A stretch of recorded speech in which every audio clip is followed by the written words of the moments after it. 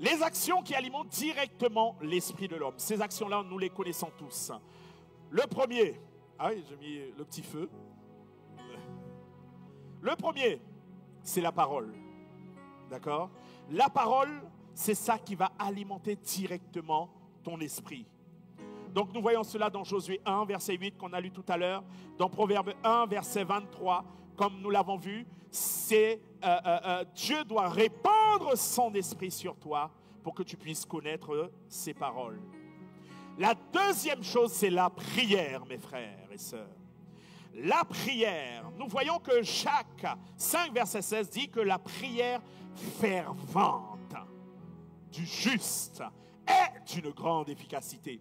Donc ça veut dire que quand tu vois, tu y mets de la ferveur dans ce que tu fais, tu y mets de la passion dans ta prière et que tu es reconnu juste par l'Éternel, alors ta prière est de grande efficacité. Deuxième chose, c'est lorsque tu es un homme de Dieu.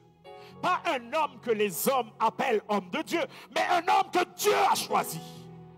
C'est différent. Il y a beaucoup d'hommes que Dieu n'a pas choisis, mais que les hommes appellent hommes de Dieu. Il y a beaucoup d'hommes qui font cela. Dieu ne les connaît pas. Toi qui es caché dans le petit coin que personne ne voit, Dieu te connaît. Toi qui es en train de te battre tous les jours, Dieu te connaît. Toi qui es sur ton lit en train de prier pour l'église, personne à l'église te connaît, mais Dieu te connaît. Eh bien, ta prière est d'une grande efficacité. Troisième chose, le parler en langue.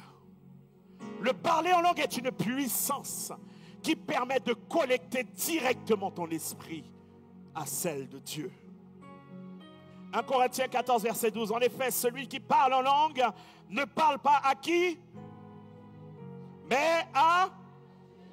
Donc ça veut dire que le parler en langue est un moyen pour communiquer directement avec Dieu.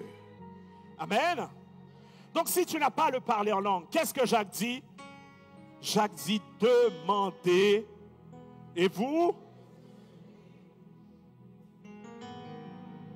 demande le parler en langue et Dieu te le donnera. Parce que c'est un canal que Dieu a choisi pour communiquer avec ses enfants. Quatrième chose, c'est la louange et l'adoration. Ce sont justement les choses qui alimentent directement ton esprit. Est-ce que vous avez senti la présence de Dieu lorsque Estherlina et Chloé ont entonné des chants d'adoration? Est-ce que vous avez senti cette présence? Amen. Eh bien, c'est ça. La louange et l'adoration permet de pouvoir alimenter directement notre esprit. Ce n'est pas ta chair qui a été alimentée, ce n'est pas ton cœur qui a été alimenté, mais c'est ton esprit qui était content, qui tressaillait. Alléluia. Et nous pouvons voir dans Psaume 22, verset 3, « Pourtant tu es saint, tu sièges où ça? Dieu siège au milieu des louanges. » C'est ce que Dieu aime. C'est pour ça que sa présence est là. Nous voyons dans 2 Chroniques 5, verset 13, que lorsqu'ils ont commencé à chanter, à frapper les cymbales, qu'est-ce qui s'est passé? La présence de Dieu a couvert le lieu. Mais la présence était tellement forte qu'ils ont dû sortir. Oh Seigneur, permets-nous de vivre cela encore dans cette époque. Je souhaite, je désire vivre cela.